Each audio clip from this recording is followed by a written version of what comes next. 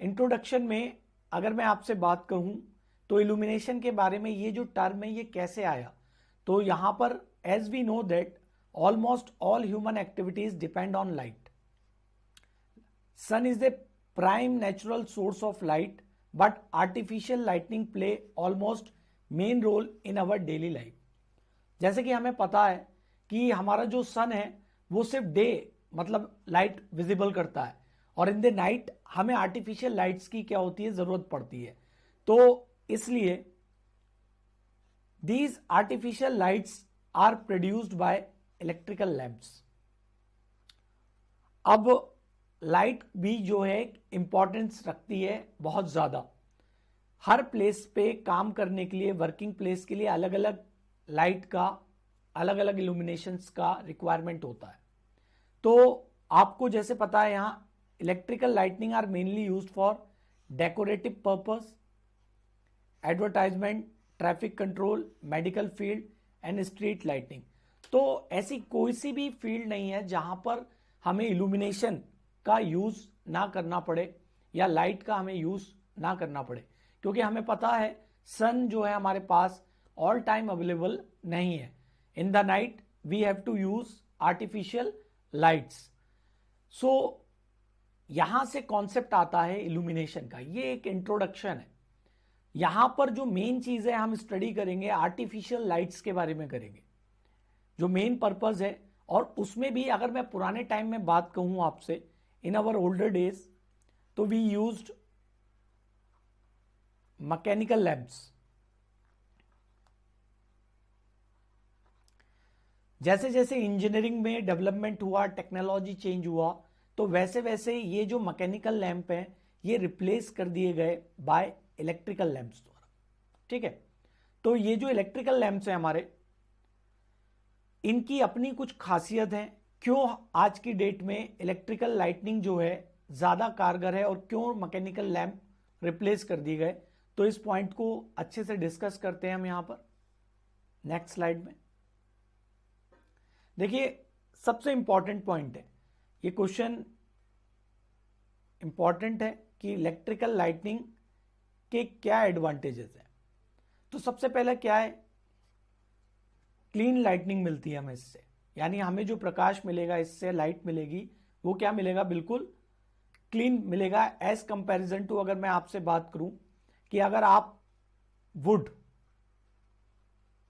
को बर्न करते हैं तो इससे आपको क्या मिलेगा, हीट भी मिलेगा प्लस लाइट भी मिलेगा.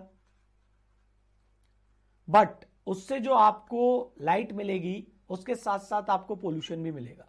तो इलेक्ट्रिकल लाइटनिंग का सबसे पहला इंपॉर्टेंट एडवांटेज ये है क्लीननेस. ठीक है.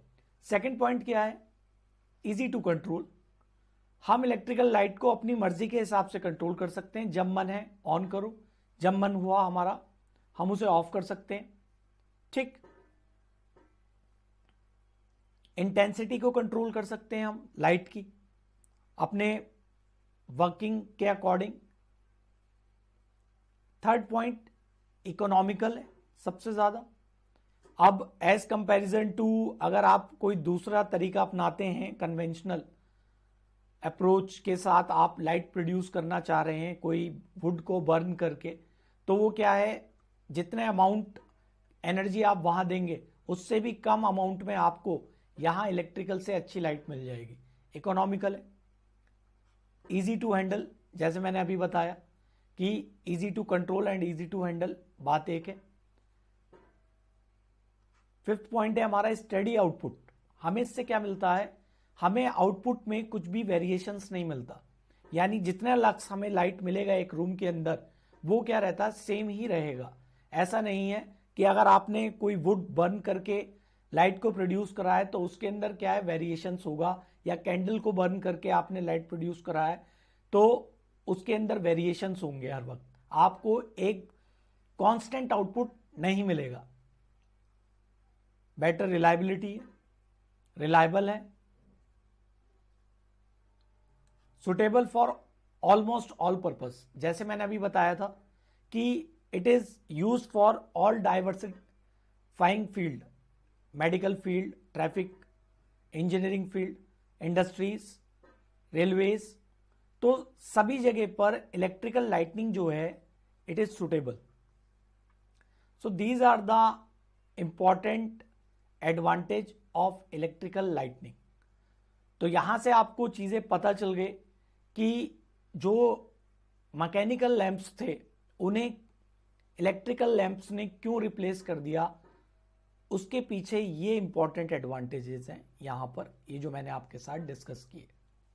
ठीक, तो यहां पिक से ये तो कोई ऐसी बड़ी चीज नहीं है, आपको आइडिया लग गया होगा.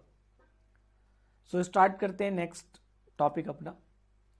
लाइट के बारे में पहले हम डिस्कस करेंगे बहुत डेप्थ में, इस पॉइंट को समझेंगे. The part of radiant energy from a hot body which produce the visual sensation on human eye. ठीक है, तो ये लाइट जो है it is the form of electromagnetic rays, यानी इलेक्ट्रोमैग्नेटिक रेडिएशन है, एक हॉट बॉडी से प्रोड्यूस होता है जो हमें विजुअल सेंसेशन कराता है, यानी जिसकी वजह से हमें चीजें क्या होती हैं, दिख पाती हैं. ठीक, तो अगर मैं आपसे बात करूं, usual method of producing artificial light consist of raising a solid body और वेपर और incandescence by applying heat to it.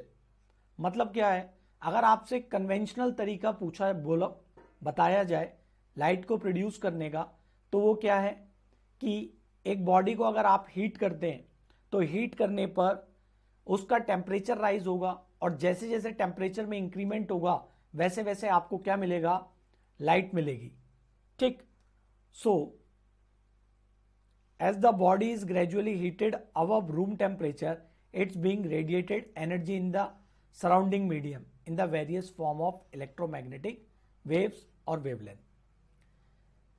जैसे कि हमें पता है, अगर हम किसी बॉडी को, या हम एक हॉट बॉडी ले लेते हैं, इनकैंडेसेंस बॉडी, इसे हम हीट करते हैं, तो हीट करने पर इसका क्या होगा, टेम्परेचर इंक्रीज होगा. जब टेम्परेचर इंक्रीज होगा its colour will become red. After that, on further increasing the temperature, the color of this body will become white. So अगर लाइट के बारे में बात करी जाए तो कन्वेंशनल तरीके से जो लाइट प्रोड्यूस करते थे वो यही था कि हम एक बॉडी को लेकर, इनकैंडेसेंस बॉडी को लेकर उसे हीट करते थे. उसके बाद हीट करने पर टेम्परेचर इंक्रीज होने पर हमें क्या मिलता था, एक इलेक्ट्रोमैग्नेटिक रेडिएशन यानी लाइट मिलता था, जिसकी वजह से हम चीजों को इन नाइट देख पाते थे. सो बट इसके अंदर कुछ इंपॉर्टेंट पॉइंट हैं जो अभी आपके साथ आगे डिस्कस करूंगा. यहां पर इस बात का ध्यान रखना है आपको कि यहां पर मैंने बोला है कि सबसे पहले बॉडी का जो कलर आपको मिलेगा वो क्या मिलेगा, red. After that it will become white on increasing the further temperature. ठीक है, फिर से तापमान इंक्रीज करने पर आपको क्या मिलेगा, फिर से जो कलर है वो चेंज हो रहा है ऑन इंक्रीजिंग द टेम्परेचर. इस पॉइंट को आप अपने माइंड में रखिएगा भी. अब यहां पर ये पिक है, इसमें मैं आपके साथ जो बात बताना चाह रहा हूं वो यही है कि पहले जो बॉडी हमने यहां पर ये इनकैंडेसेंस बॉडी को हीट के अंदर पुट किया, तो थोड़े टाइम के बाद एज वी इंक्रीज, जैसे जैसे टेम्परेचर होगा तो इसका देखिए कलर क्या हो गया, रेड हो गया. तो यहां पर जो heat occurs emit electromagnetic waves have higher energy and eventually become visible, first red then white. पहले क्या होगा, यहां पर जो स्पेक्ट्रम है वो चेंज हो रहा है, रेड से ऑरेंज, ऑरेंज से येलो, येलो से ग्रीन, ग्रीन से लाइट ब्लू, फिर वायलेट, एंड लास्ट में ये वायलेट होगा कलर. ठीक है, तो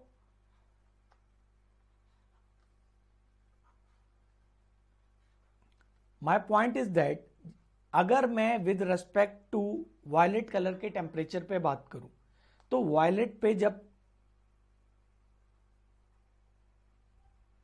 हमारा टेम्परेचर मैक्सिमम होगा और रेड पर as comparison to violet temperature minimum होगा। तो यहां पर टेम्परेचर क्या हो रहा है, इंक्रीज हो रहा है। तो टेम्परेचर इंक्रीज होने पर जो लैम्डा की वैल्यू है यानी वेवलेंथ, सबसे पहली बात कलर्स जो होते हैं वो किस पर डिपेंड करते हैं, वेवलेंथ एंड फ्रीक्वेंसी। ये क्वेश्चन इंपॉर्टेंट है, ये पूछा जाता है एग्जाम्स में, ठीक है। तो ये पूरा का पूरा जो स्पेक्ट्रम है ये काफी इंपॉर्टेंट है। तो लैम्डा क्या होगा, अगर हमारा टेम्परेचर इंक्रीज करते हैं तो wavelength value will get decreased, ठीक है। तो वेवलेंथ की वैल्यू हमारी क्या होगी, डिक्रीज हो जाएगी।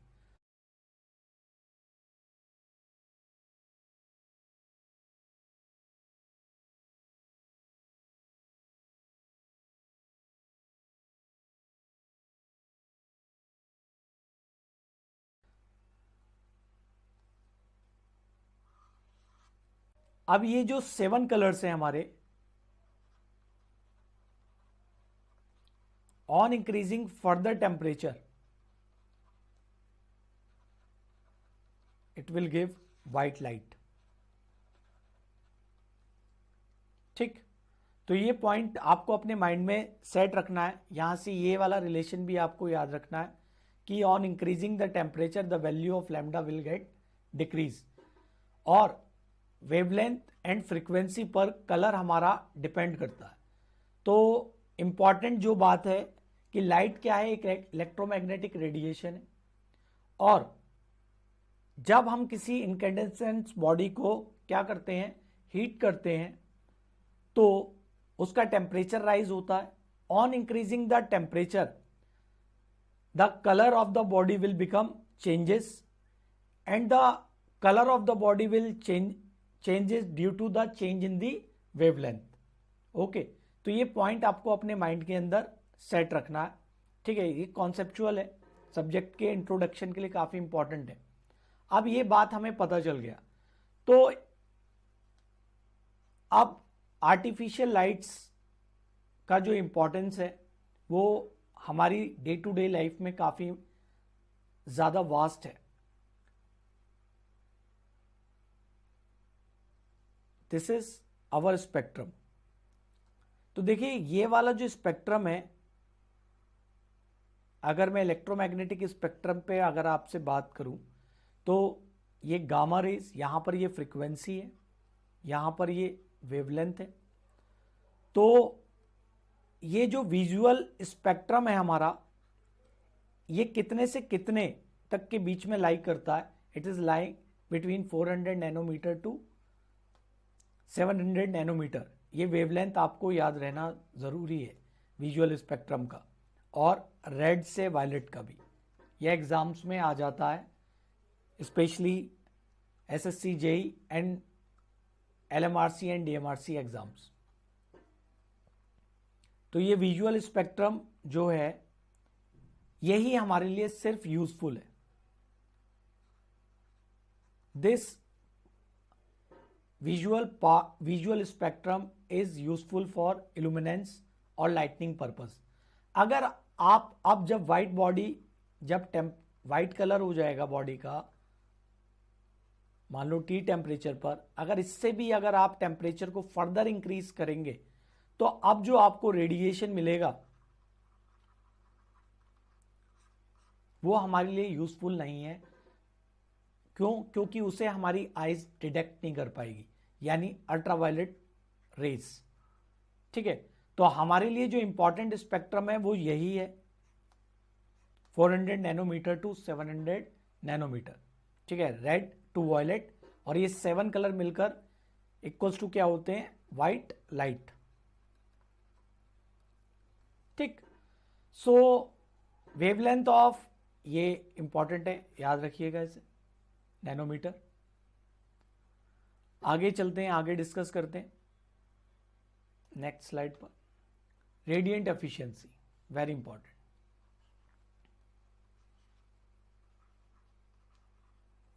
सो रेडिएंट एफिशिएंसी क्या है?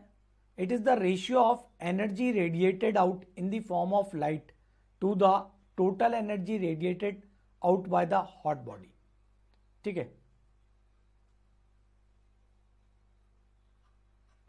मतलब इसके अंदर आपको लाइट, यानी आपने जो पूरा इनपुट दिया लाइट प्लस हीट दोनों, और आपको एनर्जी रेडिएटेड कितनी हुई इन the form of light.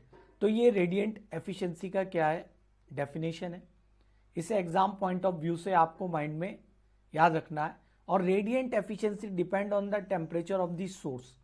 Higher the temperature, ठीक है, तो ये उस पर डिपेंड करती है radiant efficiency.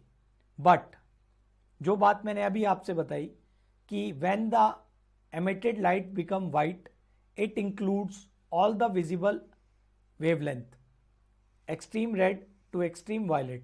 Then further increase in temperature produce radiation which are of wavelength smaller than of violet radiation, and such radiation are invisible.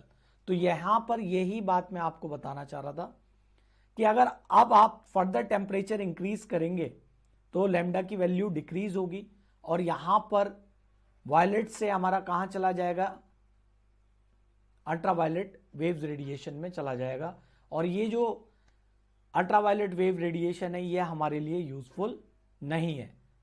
ठीक है, इसे क्योंकि हमारी आईज डिटेक्ट नहीं कर पाती। ठीक, तो आई होप ये आपको समझ में आ गया होगा। ये formula exam point of view से इंपॉर्टेंट है, इसे आप अपने माइंड में जरूर याद रखिएगा, ये पूछ लिया जाता है। और ये वाला पॉइंट भी काफी इंपॉर्टेंट है, it depend on the temperature of source. ठीक, radiant efficiency depend on the temperature of source. तो इसका ये मतलब नहीं है कि अगर हम टेम्परेचर को इंक्रीज करते चले जाएं तो हमारी रेडिएंट एफिशिएंसी, मतलब हमें एक अच्छा लाइट ज्यादा से ज्यादा मिलेगा। यहां पर ये पॉइंट नहीं है। अगर ज्यादा इंक्रीज करेंगे तो जो हमें स्पेक्ट्रम, हम दूसरे स्पेक्ट्रम में चले जाएंगे, अल्ट्रावायलेट स्पेक्ट्रम में चले जाएंगे। वहां पर हमें क्या होगा, जो रेज वहां से निकलेंगी वो हमारी आईज के लिए विजिबल नहीं है। अब बेटा सेंसिटिविटी ऑफ ह्यूमन आई, ये बहुत इंपॉर्टेंट है कॉन्सेप्ट, क्योंकि यहीं से क्वेश्चन अराइज होता है कि वाई इलेक्ट्रिक बल्ब जो पुराने टाइम में था, ओल्डन डेज में येलो था, क्यों नहीं हमने उसे दूसरे कलर का बनाया? ठीक है, क्यों? क्योंकि बेटा देखिए यहां पर सबसे पहली लाइन जो लिखी गई है, human eyes are not equally sensitive to all colours. मतलब हमारी आईज जो है हर कलर के लिए अलग अलग तरीके की सेंसिटिविटी को रखती है। मतलब वो ग्रीन और ब्लू को अलग तरीके से के लिए सेंसिटिविटी है।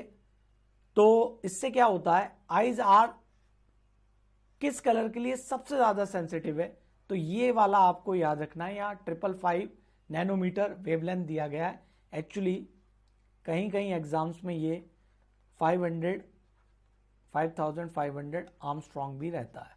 ठीक है, तो ये भी आपको अपने माइंड में सेट रखना है। यानी eyes are sensitive for these two colours, green and yellow. और जो सबसे ज्यादा वर्स्ट है वो किसके लिए है? वो हमारा रेड के लिए सेंसिटिविटी बहुत कम है, and this is violet. Okay, तो ये पॉइंट आपको अपने माइंड में सेट रखना है कि हमारी जो आईज होती हैं वो अलग अलग कलर के लिए अलग अलग सेंसिटिविटी रखती हैं। अब यहां से एक ओरिजिनल पॉइंट आएगा। ये आप देखिए, आपके पास दो बल्ब हैं, we have two bulbs, one is 40 watt, another is 40 watt. तो दोनों का पावर कंजप्शन क्या है? सेम है। ठीक है, but the colour of the bulb, one is red, another is yellow. ठीक है, तो आईज के लिए जो सेंसिटिव है सबसे ज्यादा कलर हमारे लिए, वो किसके लिए? येलो। तो इसका मतलब क्या हुआ कि yellow light appears brighter to the eye then does red eye. ठीक है, तो जो ये येलो कलर वाला है बल्ब, ये हमें कैसा दिखाई देगा, it's see brighter. So that's why we made old electrical bulbs are of yellow colour. Sensitive होता है हमारी आईज के लिए ये कलर सबसे ज्यादा। ठीक है, इस पे ये पॉइंट आपको क्लियर हो गया होगा, इसलिए मैंने आपको ये बताया सेंसिटिविटी ऑफ ह्यूमन आई। ठीक है, तो इसे आपको, ये जितने पॉइंट्स मैं आपके साथ डिस्कस कर रहा हूं इन पे क्वेश्चंस फ्रेम होते हैं, तो आपको अपने माइंड में ये बस रिवाइज करके याद रखने हैं। ठीक, रेडिएंट एफिशिएंसी। तो आगे चलते हैं बेटा, अब कुछ बेसिक डेफिनेशन है इल्यूमिनेशंस में, ये बहुत इंपॉर्टेंट हैं, सारे के सारे क्वेश्चंस यहीं से आते हैं। तो सबसे पहले है प्लेन एंगल। प्लेन एंगल क्या होता है, तो angle subtended at a point by two converging line in the same plane is called plane angle. यानी दो कन्वर्जिंग लाइंस के द्वारा एक ही उसी प्लेन के अंदर जो एंगल बनाया जाएगा वो क्या होगा, हमारा प्लेन एंगल कहलाएगा। इसके लिए आपको ये फॉर्मूला, ये जो रेडियन है it is measured in radian. क्यों, क्योंकि एग्जाम में क्वेश्चन पूछा जाता है कि प्लेन एंगल को किसके अंदर मेजर किया जाता है, तो आप बोलेंगे रेडियंस में। और ये किसके बराबर होता है angle, angle it is equals to arc upon radius. ठीक है, तो अब क्या है, हम पढ़ लेते हैं हर बार इन चीजों को, बट मैंने कोशिश की है कि मैं आपको ये चीजें विजुअलाइज कराऊं। तो अगर आप इन सब्जेक्ट के अंदर चीजों को विजुअलाइज करेंगे तो आपको इंटरेस्ट भी आएगा, ज्यादा से ज्यादा आपको चीजें माइंड में क्लियर होंगी और बहुत लॉन्ग टर्म तक आप इन चीजों को याद रख पाएंगे। ठीक है, तो आगे देखते हैं व्हाट इज, देखिए ये प्लेन एंगल। तो प्लेन एंगल जो है इट इज इन 2 डायमेंशन, ये भी पूछा जाता है, इसकी यूनिट रेडियन। तो देखिए ये दो लाइन जो सेम प्लेन के अंदर क्या हो रही है, कन्वर्ज हो रही है, इट इज कन्वर्जिंग।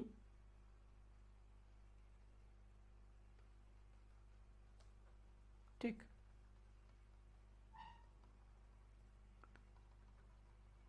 ठीक है, तो ये क्या है, this is arc and this is radius R. तो ये जो एंगल होगा, this angle is equals to